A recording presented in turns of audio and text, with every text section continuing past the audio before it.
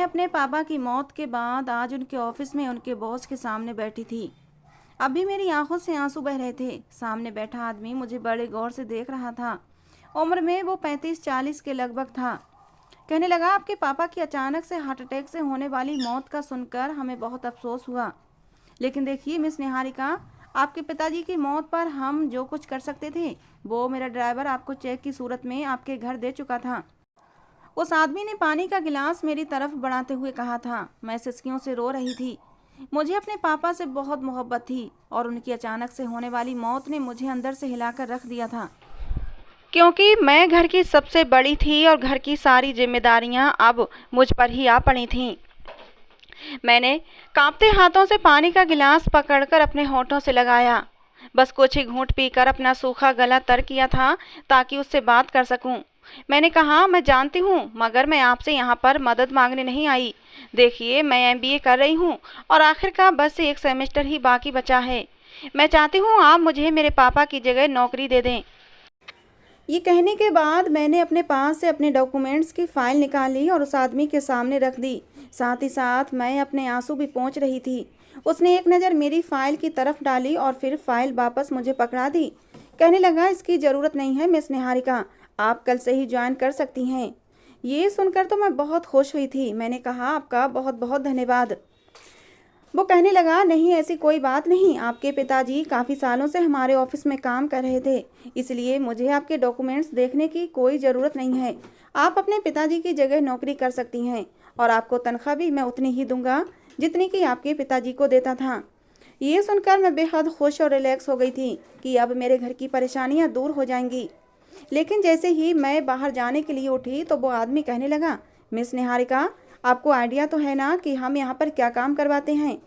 जाहिर है आपके पिताजी ने यहाँ काम किया है तो आपको ज़रूर पता होगा। मैं ये नहीं जानती थी कि मेरे पापा यहाँ क्या क्या काम करते थे और क्या नहीं, लेकिन जाहिर सी बात है ऑफिस में ऑफिस का ही काम करते होंगे। इसीलिए मैंने बिना सोचे समझे हाँ में सिर हिला दिया। उस आदमी ने बड़ी अजीब सी नज़रों से मुझे सर से पैरों तक देखा था। फिर मुस्कुराहट उसके चेहरे पर छा गई। कहने लगा, अच्छा मिस निहारिका, फिर तो मुझे आपको बिल्कुल भी गाइड करने की ज़रूरत नहीं पड़ेगी। ये सुनकर मैं कुछ हैरान हुई थी। मैंने कहा, देखिए सर, मैंने आज तक नौकरी नहीं की है, इसीलिए कुछ ना कुछ तो आपको मुझे गाइड करना ही पड़ेगा, क्योंकि मुझे नौकरी का कोई भी अनुभव नहीं है। मेरी बात सुनकर उसने बड़े गौर से मेरे चेहरे की तरफ देखा था। कहने लगा, जी जी क्यों नहीं। लेकिन जैसे ही मैं कमरे के दरवाजे तक पहुंची कि तभी उसने मेरा नाम पुकारा। उसके पुकारने पर मैंने पीछे पलट कर देखा तो वो मुझसे कहने लगा, जैसे कपड़े आप पहनकर आई हैं ये हमारे ऑफिस की डिमांड पर पूरे नहीं उतरते। मैंने एक सादा सा सलवार सूट पहन रखा था। मैंने कहा, आज तो मैं सिर्फ आपसे बात करने आई थी, मैं इस चीज़ का आगे से ख्याल रखूँगी। ये कहकर मैं वापस घर आ गई थी। मेरे पापा और मेरी माँ में बेतहाशा मोहब्बत थी। जब से मेरे पापा की अचानक से हार्ट अटैक से मौत हुई थी, मेरी माँ तो बिस्तर से लग गई थी। जब मैं घर पहुंची तो छोटी बहन मेरा ही इंतजार कर रही थी। कहने लगी, दीदी माँ की दवाई ख़त्म हो चुकी है और माँ का बीपी है कि कम ही नहीं हो रहा। वो अब भी बीपी ऑपरेटर से मेरी माँ का बीपी चेक ही कर रही थी। मेरी नज़र अपनी माँ की तरफ पड़ी थी। मैंने कहा, तुम जल्दी से ये पैसे पकड़ो और माँ की दवाई लेकर आओ, माँ का ख्याल मैं रखती हूँ। घर से बाहर निकलते ही कुछ दूरी पर एक मेडिकल स्टोर था जहाँ मैंने अपनी बहन को दवा लेने के लिए भेज दिया था। हम सिर्फ 2 बहनें थे, भाई कोई नहीं था। मेरी छोटी बहन ने हम सिर्फ 2 बहनें थे, भाई कोई नहीं था। मेरी छोटी बहन ने फ़ौरन से पैसे लिए और मेडिसिन की स्लिप लेकर बाहर चली गई। मैंने माँ को उठाकर बिठाया। अभी भी उनकी आंखों से आंसू बह रहे थे। मैंने कहा, माँ, अगर आप यूं ही दिल छोटा करके बैठेंगी तो फिर हमारा क्या होगा? हमारे पास तो आपके अलावा और कोई भी नहीं बचा। भगवान के लिए अपने लिए ना सही तो हमारे लिए ही खुद को संभाल लें। अगर आपको कुछ हो गया तो हमारा क्या होगा? हमारे पास तो आपके अलावा कोई भी नहीं बचा। भगवान के लिए अपने लिए ना सही तो हमारे लिए ही खुद को संभाल लें। अगर आपको कुछ हो गया तो हमारा क्या होगा? यही सोचकर खुद को संभालने की कोशिश करें। मेरी माँ ने मुझे सीने से लगाया और फूट फूट कर रोने लगी। कहने लगी, निहारिका, अचानक से मिलने वाले सदमे कहाँ जल्दी भुलाए जाते हैं, किसी घाव की तरह दिल को लग जाते हैं। अब ये गम तो जाते जाते ही जाएगा ना बेटा। मैं बहुत कोशिश करती हूँ लेकिन मुझसे ये सब सहा नहीं जाता। ये मेरे बस से बाहर की बात है। मेरे लिए दोहरी जिम्मेदारी थी, एक तो जॉब करना, दूसरा घर को भी संभालना, क्योंकि छोटी बहन साल छोटी थी और अभी 10वीं क्लास में ही पढ़ती थी। कुछ ही देर को दवाइयाँ ले आ गई। मैंने अपनी माँ को दवाई खिलाई और सुला दिया। फिर मैं किचन में चली गई। खाना बनाकर मैंने सारे काम निपटाए। जब मैंने अपनी अलमारी खोली तो मेरे पास कोई भी और कपड़े नहीं थे और कुछ मुझे ये समझ भी नहीं आ रहा था कि मैं कल क्या पहनकर जाऊं। मुझे तो शुरू से ही बहुत ही सिंपल रहने की आदत थी, इसीलिए मैं कपड़े भी बहुत ही सादा तरीके के खरीदती थी। लेकिन अब जॉब के हिसाब से ना जाने वहाँ पर मुझे किस तरह के कपड़े पहनना पड़ेंगे, मैं यही सोच रही थी। फिर अपनी अलमारी के कपड़े उलट पुलट करने के बाद मुझे ऑफिस के हिसाब का एक ड्रेस नज़र आ गया। लाइट ब्लू कलर का कुर्ता था, वाइट कलर की जैगिंग थी और वाइट कलर का ही एक बड़ा सा नेट का दुपट्टा था। मुझे ये ड्रेस ऑफिस के हिसाब से एकदम परफेक्ट लगी थी। लेकिन जब मैं वो ऑफिस पहन कर गई तो मेरे बॉस ने मुझे गौर से देखा और कहने लगा, ये सब चीज़ें यहाँ नहीं चलती। मैंने कहा, मैं समझी नहीं सर कि इन कपड़ों में आखिर क्या प्रॉब्लम है। वो आदमी मेरे पास खड़ा हो गया और कहने लगा, मिस निहारिका, मुझे लगता है आपके पिताजी ने आपको कुछ भी नहीं बताया, इसलिए सब कुछ अब मुझे ही बताना पड़ेगा। देखें मिस निहारिका, हमारे ऑफिस में जब हमें डील करनी होती है तो हमें दूसरे मुल्क भी जाना पड़ता है और जाहिर सी बात है आपको भी मेरे साथ जाना पड़ेगा। और उस समय हमारे ऑफिस में काम करने वाली लड़कियां ऐसे घरेलू टाइप के कपड़े पहनकर नहीं जाती, वो अपना लुक कुछ मॉडर्न दिखाती हैं। मेरे ख्याल से आप मेरी बात समझ रही होंगी। उसके अर्थपूर्ण बातों को मैं समझ चुकी थी। वो फिर कहने लगा, आप एक बार ऑफिस की फीमेल स्टाफ को देखें, क्या किसी भी लड़की ने ड्रेस के साथ दुपट्टा ले रखा है या उसने ऐसे तुम्हारी तरह लंबा सा कुर्ता पहन रखा है। ये बात सच थी कि जितनी भी लड़कियां यहाँ काम कर रही थीं वो बहुत ही तंग और फिटिंग के कपड़े पहने नजर आ रही थीं। कोई जीन्स टी शर्ट पहने हुए थी तो कोई आधे ब्लाउज की साड़ी पहने हुए थी। वो काम करने वाली एम्प्लाई कम और मॉडल ज़्यादा लगती थीं। ऐसा लगता है कि जैसे अपनी मॉडलिंग करने आती हैं। मेरे पापा बेशक इस मल्टीनेशनल कंपनी में काम करते थे, लेकिन उन्होंने हमें बिल्कुल एक घरेलू माहौल दिया था। हमने आज तक कभी कोई बेहुदा फैशन नहीं किया था, इसीलिए मुझे ये सब कुछ बहुत अजीब लग रहा था। लेकिन प्रॉब्लम ये थी कि ये नौकरी मेरी चॉइस या टाइम पास का जरिया नहीं थी, बल्कि मेरी मजबूरी थी। मैं नौकरी को छोड़ नहीं सकती थी। उस आदमी ने गहरी सांस ली और वापस जाकर अपनी कुर्सी पर बैठ गया। फिर अपनी चेक बुक निकाल कर एक चेक मेरी तरफ बढ़ा दिया। कहने लगा, शायद पैसों का मसला है। देखिए, अगर पैसों की प्रॉब्लम है तो आप मुझे साफ कह सकती हैं। फिर उसने मुझे 50,000 का चेक दिया। कहने लगा, इनसे आप अपने लिए मेरे ऑफिस के हिसाब से ड्रेस खरीद लेना, जैसा कि तुम देख रही हो कि मेरे ऑफिस की लड़कियां पहने हुए हैं। कुछ दिन बाद ही आप मेरे साथ दुबई जा रही हैं एक अहम मीटिंग के लिए। ये सुनकर तो मेरा दिमाग चकरा कर रह गया था। अभी तो मुझे ऑफिस के काम की समझ भी नहीं आई थी और ये आदमी मुझे दुबई ले जाने की बात कर रहा था। मैंने कहा, इतनी जल्दी मैं कैसे जा सकती हूँ, मुझे तो अभी काम के बारे में ठीक से मालूम भी नहीं। मेरी बात सुनकर वो मुस्कुराने लगा। बोला कि मैं आपके साथ हूँ तो आपको चिंता करने की क्या ज़रूरत है। मैं आपको बता दूंगा कि आपने कहाँ क्या काम करना है। मैं इतनी बोल्ड ना थी कि अकेली अपने बॉस के साथ दुबई चली जाती। मेरा दिल इस बात के लिए बिल्कुल भी राजी नहीं हो रहा था। मैंने कहा, आप ठीक कह रहे हैं सर, लेकिन मेरी माँ की तबीयत अभी ठीक नहीं है, इसीलिए मैं भी नहीं जा सकती। मेरी बात सुनकर उसने बड़े ही गुस्से से मुझे देखा और कहने लगा, मिस निहारिका, या तो आप जॉब कर लें या फिर आप अपने घर को संभाल लें। फैसला आपके अपने हाथ में है। लेकिन देखो, मुझे किसी भी काम के लिए इनकार सुनने की आदत नहीं है। अगर आपको जॉब करनी है तो मेरे तरीके से करना होगी, वरना आप जा सकती हैं। मैं कुछ भी कहे बिना वो चेक लेकर कमरे से बाहर आ गई और अपने कैबिन में बैठकर मैंने दोनों हाथों से अपना सर पकड़ लिया था। ये काम इतना आसान न था जितना मैं समझ रही थी। मुझे तो लगा था कि बस बॉस की रोज़ की रूटीन का मुझे ध्यान रखना पड़ेगा, कब उनकी मीटिंग कहाँ है मुझे ये बताना पड़ेगा, लैपटॉप पर काम करना पड़ेगा या फिर फाइल्स वगैरह चेक करना पड़ेंगी। लेकिन ये काम तो बिल्कुल अलग सा था। खैर, मेरी मजबूरी थी जॉब करना। छुट्टी के समय मैं घर आ गई और खाना वगैरह खाकर मैं मार्केट चली आई। मैंने वैसे ही ड्रेस खरीद ली जैसे कि ऑफिस की लड़कियां पहने होती हैं। मैं पहली बार ऐसे कपड़े पहनकर जाने लगी तो मेरी माँ मुझे गौर से देखने लगी। कहने लगी, निहारिका, ये क्या पहन रखा है तुमने, बाहर लोग देखेंगे तो 100 बातें बनाएंगे। उस समय मैंने टाइट जीन्स और शॉर्ट टॉप डाल रखा था। मेरी माँ कहने लगी, निहारिका, इस तरह के कपड़े शरीफ लड़कियों पर शोभा नहीं देते। लोग क्या कहेंगे कि बाप की चिता की आग ठंडी भी नहीं हुई और बेटी ने इस तरह के कपड़े पहनना शुरू भी कर दिए। मैंने कहा, माँ, मैं क्या करूँ फिर। ऑफिस की रिक्वायरमेंट है, लोगों को देखूं या फिर घर के हालात को। ये सुनकर मेरी माँ खामोश हो गई। फिर कहने लगी, ऐसा करो, यहाँ से तुम अपने ऊपर कोई शॉल ओढ़कर चली जाओ, ऑफिस में जाकर उतार लेना। मुझे अपनी माँ की ये बात ठीक लगी और मैंने अपने ऊपर एक बड़ी सी शॉल डाल ली और वो शॉल ऑफिस में जाकर उतार कर रख दी। पहले दिन मुझे बहुत ज़्यादा शर्मिंदगी सी महसूस हुई थी। पहली बार मैं बिना दुपट्टे के यूं जीन्स टॉप में घर से बाहर निकली थी।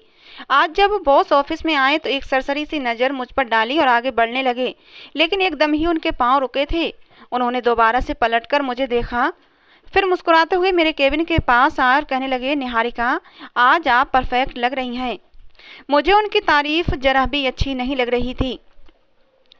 खैर, ये सब मेरी मजबूरी थी। पूरा दिन मेरा बिजी गुजरा था। जब ऑफिस टाइम ख़त्म हो गया तो मैं वापस जाने के लिए शॉल पहन चुकी थी। उसी समय मेरे बॉस भी अपने रूम से बाहर आए थे। मुझे इस तरह शॉल में लिपटे देखकर उनके माथे पर बल पड़ गए, लेकिन वो कुछ नहीं बोले और मेरे पास आकर खड़े हो गए। कहने लगे, परसों की हमारी फ्लाइट है, आप तैयार रहिएगा। आज तक मैं कभी अपनी माँ के बगैर दूसरे शहर तक नहीं गई थी और अब मुल्क से बाहर जाने का तो मैं सोच भी नहीं सकती थी। उसके बाद जब मैंने अपनी माँ से इस बारे में बात की तो मेरी माँ ने साफ इनकार कर दिया। कहने लगी, नहीं, ये सब ठीक नहीं है, तुम इस तरह अकेले दूसरे देश कैसे जा सकती हो। मैंने कहा, माँ, अगर मैं ये सब छोड़ दूँ तो मुझे नौकरी से निकाल दिया जाएगा और आपको तो पता है ना, नौकरी के बगैर हमारा गुजारा नहीं है। और अभी तो मेरा सेमेस्टर कंप्लीट नहीं हुआ है, वो तो बीच में ही छूट कर रह जाएगा। मुझे कहीं भी नौकरी नहीं मिलेगी और अगर मिल भी जाए तो इतनी अच्छी तनख्वाह नहीं मिलेगी। ये सब सुनकर मेरी माँ की आंखों से आंसू बहने लगे। कहने लगी, जब तुम्हारे पापा जिंदा थे तो हमें परवाह ही नहीं होती थी किसी चीज़ की। वो हमारे लिए एक छायादार वृक्ष की तरह थे। अब तो लगता है कि जैसे हम तेज धूप में आकर खड़े हो गए हैं। मैं चाह कर भी तुम्हें मना नहीं कर सकती। 2 दिन बाद मैं दुबई जाने के लिए तैयार थी, लेकिन मैं बहुत ज़्यादा नर्वस हो रही थी। ऑफिस से ही मुझे बॉस के साथ एयरपोर्ट के लिए निकल जाना था। ये मेरा पहला सफ़र था जो मैं दूसरे देश का कर रही थी। मैं बहुत ज़्यादा नर्वस हो रही थी। मैं जैसे ही प्लेन में बैठी तो मेरे बराबर वाली सीट बॉस की थी, जहाँ पर वो आकर बैठ गए। वो मेरे चेहरे को बड़े गौर से देख रहे थे। कहने लगे, निहारिका जी, परेशान होने की ज़रूरत नहीं है। पहली बार आप सफ़र कर रही हैं ना, जब आदत हो जाएगी तो फिर आपको परेशानी नहीं होगी। दुबई पहुंचकर वो मुझे एक शानदार होटल में ले गए। मेरा कमरा अलग था। वो कहने लगे, आप आराम करें, कल शाम तक तैयार रहिएगा, हमें मीटिंग के लिए जाना है। मैं अपने कमरे में आ गई, लेकिन मैं बहुत परेशान थी। सबसे पहले व्हाट्सएप पर अपनी माँ को अपनी खैरियत की खबर दी और फिर सोने के लिए लेट गई। अगले दिन मेरे कमरे में दस्तक हुई। मैंने जैसे ही कमरे का दरवाज़ा खोला, एक वेटर खड़ा था। उसके हाथ में एक पैकेट था। कहने लगा, ये आपके बॉस ने दिया है, ये ड्रेस आप रात को पहनकर तैयार रहना। मैंने पैकेट खोला तो शर्म से मेरी आंखें झुक गईं। वो बहुत ही बेहुदा सा ड्रेस था। अगर मैं मना करती तो फिर से सवाल मेरी नौकरी पर आ जाता। मैं इतना तो समझ गई थी कि मैंने अगर अपनी बहन का फ्यूचर बनाना है, अपनी माँ की देखभाल करनी है, तो मुझे ये ड्रेस तो पहनना ही पड़ेगी।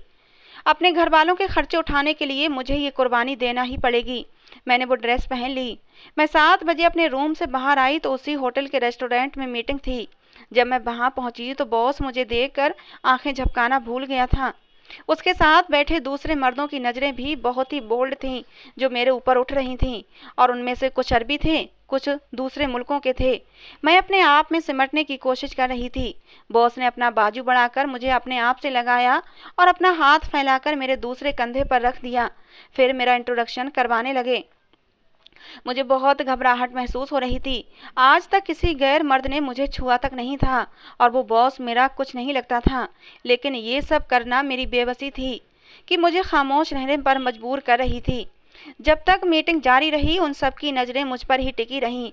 मीटिंग ख़त्म होते ही बॉस ने मुझे खुशी से कहा कि कॉन्ट्रैक्ट पास हो चुका है। मैं हैरान थी क्योंकि बिजनेस के बारे में तो वहाँ कोई भी बात नहीं हुई थी।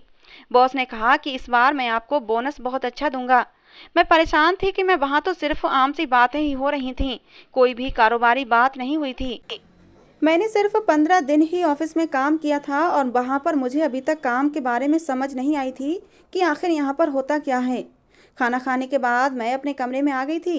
बॉस फ़ोन पर मुझसे कहने लगे, बस 3-4 दिन और मीटिंग है, फिर हम हिंदुस्तान चले जाएंगे। मैं अपने कमरे में जाकर बैठ गई और अपनी माँ से बातें करने लगी, क्योंकि मेरी माँ बहुत चिंतित हो रही थीं। मैंने उनसे कहा कि सब कुछ ठीक ठाक है, मैं 3-4 दिन में वापस आ जाऊंगी। वो मुझे फिर भी यही कहती रहीं कि अपना ख्याल रखना। जैसे ही मैं सोने के लिए लेटी तो मेरे कमरे पर फिर से दस्तक हुई थी। मैंने जैसे ही दरवाज़ा खोला तो एक वेटर वहाँ मौजूद था। मेरे सामने उसने एक जूस रख दिया कि ये आपके लिए है, साथ में एक टेबलेट भी थी। मैंने कहा, ये किस लिए? वो कहने लगा, आपके बॉस ने कहा है ये सर दर्द की मेडिसिन है, इसे ज़रूर खा लेना ताकि कल तक आप बिल्कुल फ्रेश हो जाएं। वाकई मेरे सर में दर्द था, क्योंकि पूरा दिन ऐसे ही बिजी गुजरा था। मैंने वो मेडिसिन जूस के साथ खा ली और फिर सो गई। उस रात मुझे बड़ी गहरी नींद आई थी, मुझे बिल्कुल होश ना था। जब सुबह मैं उठी तो मुझे अपना आप कुछ थका थका सा लग रहा था, मेरा सर भी भारी हो रहा था। जितने दिन मैं होटल में रही, हर रात मेरी यही हालत होती रहती। इन 3 दिनों में मुझे ये लगा जैसे मेरे शरीर से आधी जान किसी ने निकाल ली हो। मैं बेहद कमज़ोर महसूस कर रही थी। ना जाने मेरे दिमाग को क्या हो गया था। ऐसा लग रहा था जैसे मेरा दिमाग सुन्न हो चुका है। 3 दिन बाद ही हम वापस आ चुके थे। बॉस ने कहा कि आप 1-2 दिन की छुट्टी कर लो, और मुझे भी यही ठीक लगा। लेकिन जब वो 2 दिन के आराम के बाद मैं तीसरे दिन ऑफिस गई तो बॉस ने मुझे एक चेक दिया, जिस पर पैसे देखकर मेरे होश उड़ गए थे। वो पूरे 5 लाख का चेक था। बॉस कहने लगे, तुम्हारा बोनस है। मुझे हैरत हो रही थी कि मैंने ऐसा क्या किया है। कुछ भी तो नहीं किया। मैंने कहा कि मुझे आपके बिजनेस को अब तक समझ नहीं आया है कि आप काम क्या करते हैं। मैंने तो आपको वहाँ पर किसी से कोई भी डील करते नहीं देखा, ना ही कोई कॉन्ट्रैक्ट पेपर साइन हुए। मेरी बात सुनकर वो हंसने लगा, कहने लगा, आजकल ऑनलाइन का ज़माना है मैडम, सब कुछ वहीं होता है। हमारी डील ऐसे ही चलती हैं। ये सब आपकी प्रॉब्लम नहीं है, बस आप आम खाएं, गुठलियाँ मत गिनें। मेरी माँ ने जब 5 लाख का चेक देखा तो खुश हो गई। कहने लगी, ये चेक तो मैं यूं ही रख लूँगी, तुम्हारा दहेज बनाने में काम आएगा। लेकिन उसके बाद तो जैसे ये सिलसिला शुरू हो गया था। अब 1 हफ्ता भी नहीं गुजरा था कि बॉस कहने लगा, मिस निहारिका, इस बार हम बैंकॉक जाएंगे, वहाँ 3 दिन का स्टे है। अब तो हर हफ्ते का ये रूटीन बन गया था। कभी वो मुझे मलेशिया ले जाता, कभी यूके, कभी फ्रांस। लेकिन ना जाने क्यों जब से मैं उनके साथ जाने लगी थी, मुझे अपने अंदर एक कमजोरी सी महसूस होने लगी थी। एक दिन मैं ऑफिस जाने के लिए मेकअप कर रही थी, जब मेरी बहन ने भी मुझसे कहा कि दीदी, जब से आपने जॉब शुरू की है और आप बाहर के देशों में जाने लगी हैं, आपके चेहरे की रौनक ख़त्म हो चुकी है। मुझे भी ऐसा ही लगता था। मैं चलती थी तो बहुत जल्दी थक जाती थी, मेरा सांस फूलने लगता। मेरे चेहरे की रंगत पहले जैसी सफ़ेद नहीं रही थी, बल्कि फीकी पड़ने लगी थी।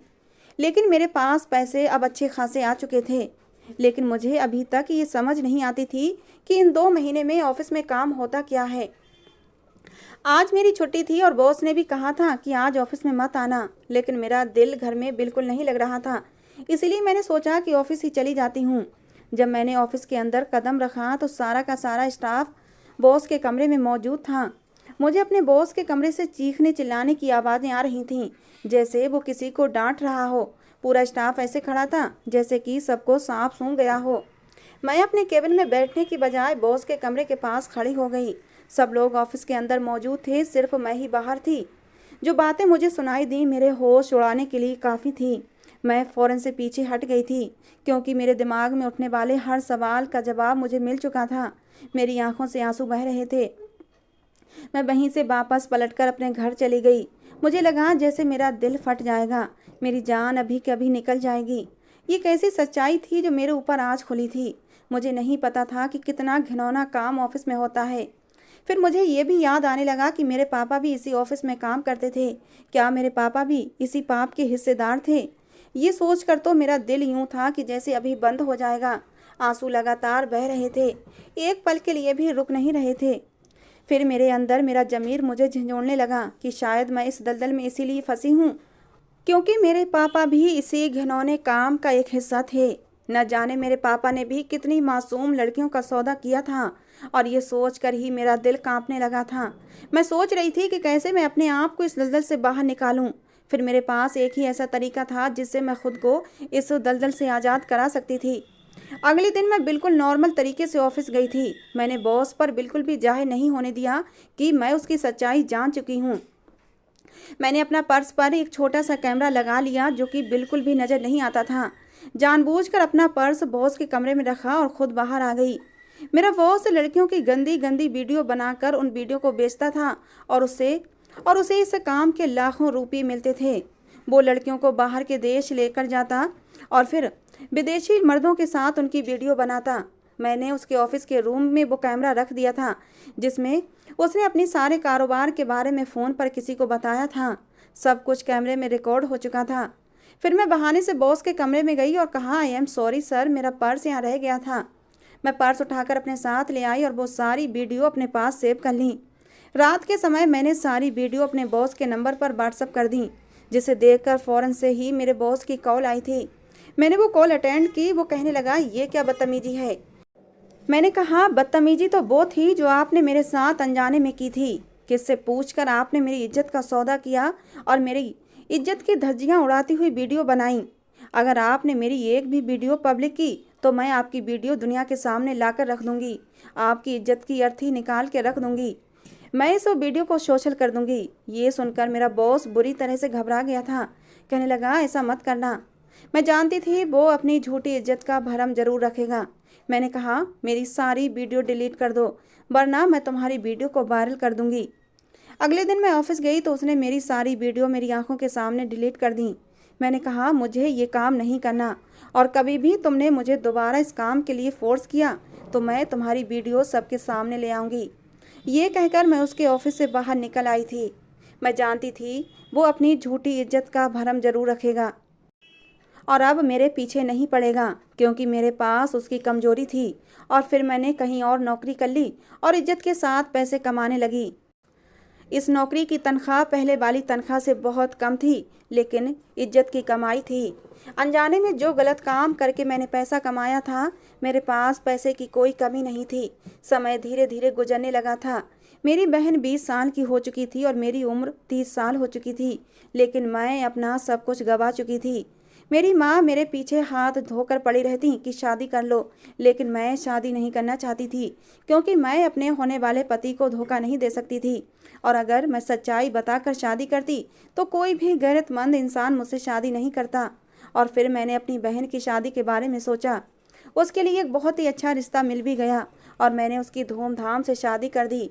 अब मैं और मेरी माँ अकेले घर में रहते हैं। मैं जॉब पर जाती हूँ और मेरी माँ घर पर अकेली रह जाती है।